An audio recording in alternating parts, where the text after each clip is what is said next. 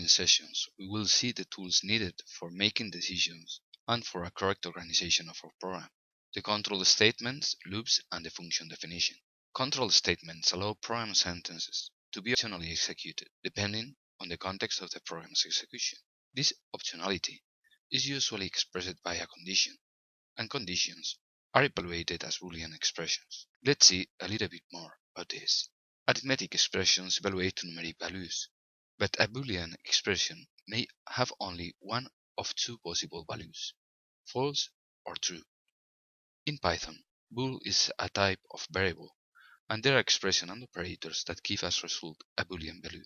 Do you remember from the previous session the expression in applied to dictionaries? The following table shows some of the most common Boolean operators and their meaning. Note that if you want to check if something is equal to another value, you should not use the equal symbol. You have to use the double equal instead. There are some rules about the order of evaluation of the operators. The highest an operator is placed in this table, it is evaluated earlier. That's what we call the operator's preference. The relational operators are binary operators and are all left associative. They all have a lower precedence than any of the arithmetic operators. Therefore, the expression x plus 2 less than y divided by 10 plus 2 is evaluated as if parentheses were placed so. In the right side of the slide, you can see the syntactic tree that Python uses for the expression evaluation. Boolean expressions are essential for a program to be able to adapt its behavior at runtime.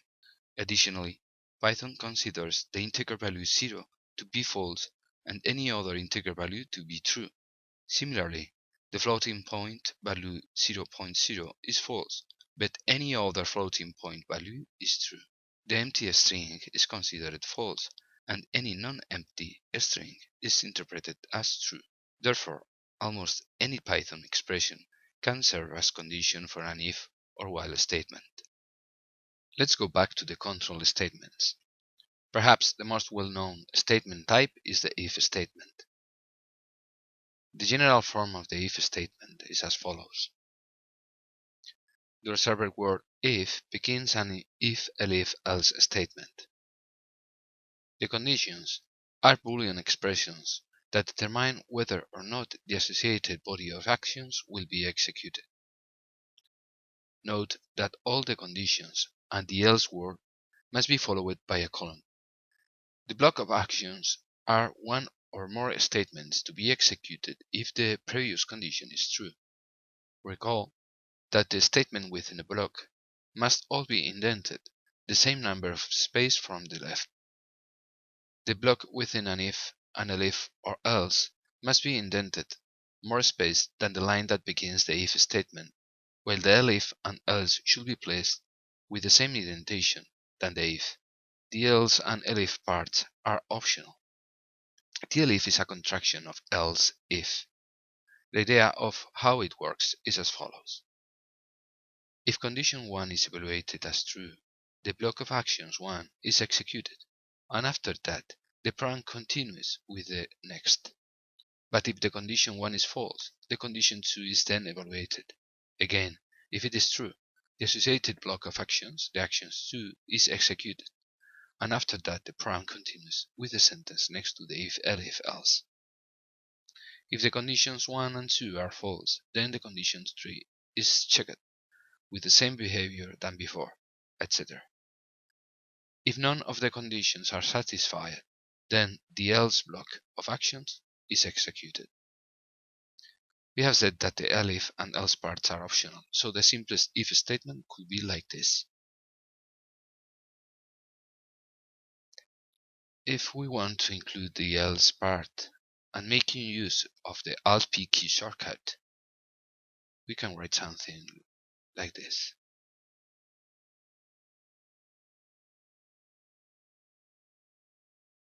And if we want to include an elif part, again, making use of the Alt-P key shortcut. Okay, let's finish with one more condition.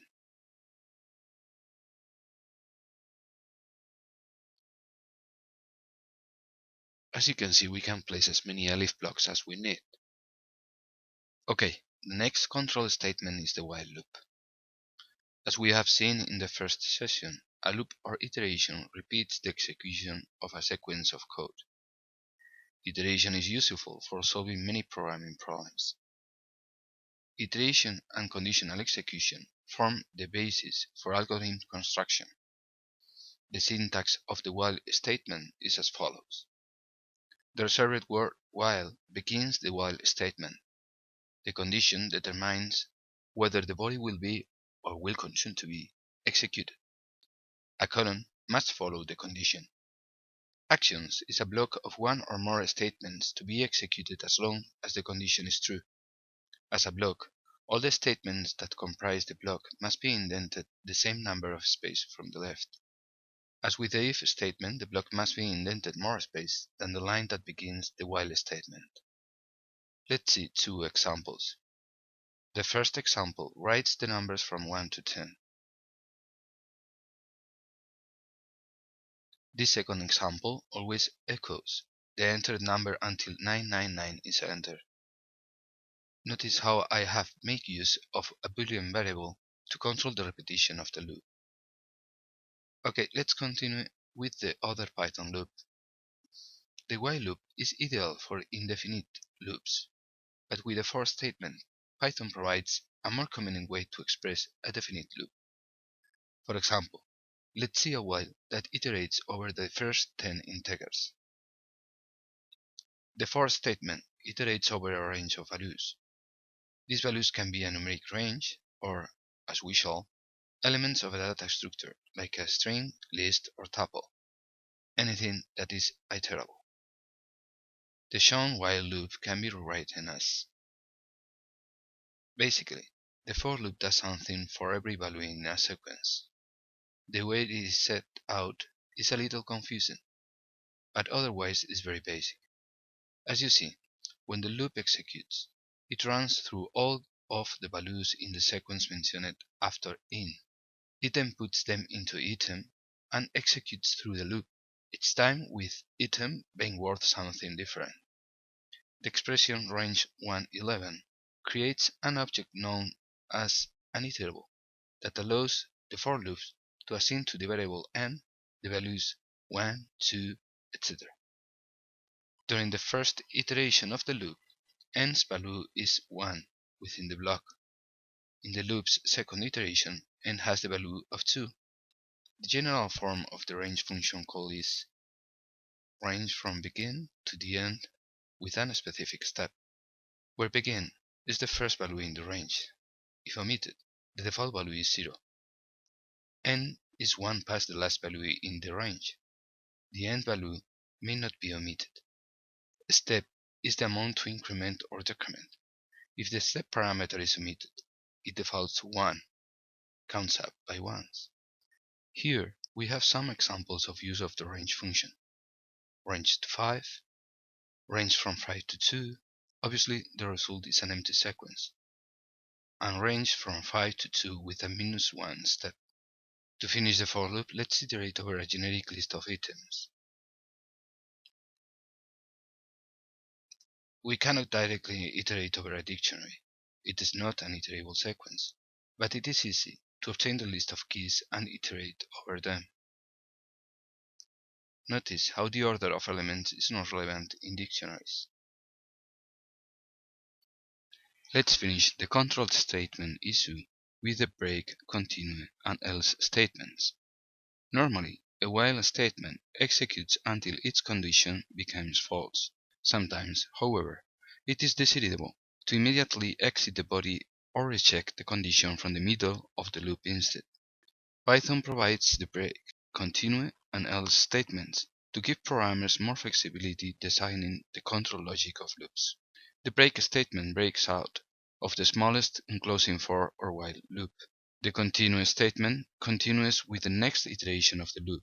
Loop statements may also have an else clause.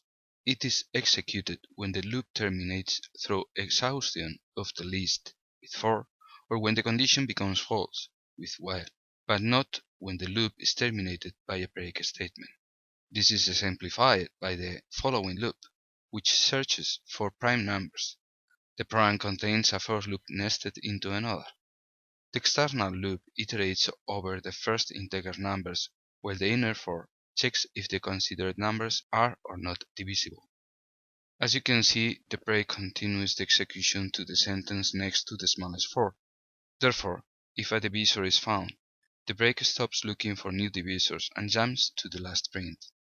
Notice that the else clause belongs to the for loop, not the if statement. Therefore, if no break has been executed and the for has finished, there are no divisors for that number, so it is a prime number. For finishing this session, we are going to have a first contact with the definition of functions. In the next session, we will go deeper in understanding how the functions work. A function is like a miniature program that some parameters are given to. It then runs itself and then returns a value. In the first session, we have made use of the function square root. We do not know how, and probably we doesn't care, but we have given that function a value, and the function returned its square root. Because it is a separate program, a function doesn't see any of the variables that are in your main program, and your main program doesn't see any of the variables that are in the function. Your main program sees only the returned value, and for the moment the function only sees the values given as parameters. Well, as you can imagine, you can define your own functions. With this in mind, let's see how a simple function could be defined. Here is the general syntax of a function definition. As you can see, the definition begins with the keyword def. Function name is the name of the function. You have to write the code of the function below that line. After the function name, it is compulsory to include the parentheses that enclose the parameters and the colon that opens the body of the function. As you can see, the code of the function must be indented. You always have to include the parentheses, even if your function does not require parameters. You can place or not a return or several return statements in the function code, but remember, when a return is executed, you go back to the main program and the function call is replaced with the value you place after the return. Let's see a very simple example. If we execute the function hello, this is what happens. Notice that to execute the function, the parentheses always have to be included. You can place the function call anywhere where a string, the return value, is permitted. Whenever the function hello is evaluated, it will print hello, and its execution could be equivalent to the string word. Here you have several possibilities. Okay, with this first introduction to function definition, we are going to finish the third session. In the next, we will delve into functions. As a summary, in this session we have here the Boolean expressions, the conditional operators and the concept of operators preference, the if, elif, else statement for making decisions, the while and for loops, and how to modify its behavior through the break, continue, and else statements, and finally, a brief introduction to function definition.